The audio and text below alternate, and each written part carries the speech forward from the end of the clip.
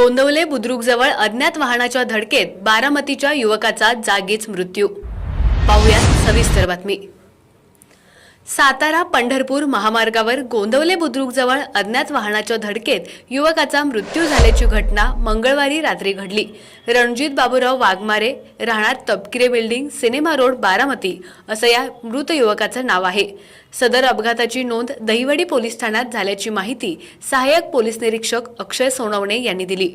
याबाबत घटनास्थळावरून मिळालेली माहिती अशी: मंगळवारी रात्री 9:30च्या सुमारास गोंदवले बुद्रुक येथील चावर नावाच्या शिवारात सातारा पंढरपूर रस्त्याच्या मधोमध एक युवक जखमी अवस्थेत पडलेला आढळला।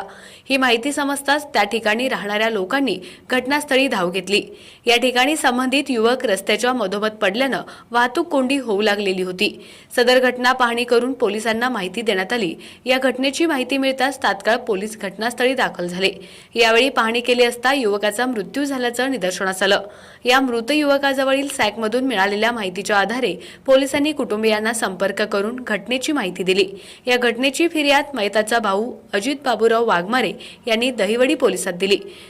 सहाय्यक पोलीस निरीक्षक अक्षय सोनवणे यांच्या मार्गदर्शनाखाली विठ्ठल विरकर तपास करत आहेत। आपला आवाज न्यूज नेटवर्कसाठी एकनाथ वाघमोडे, दहिवडी।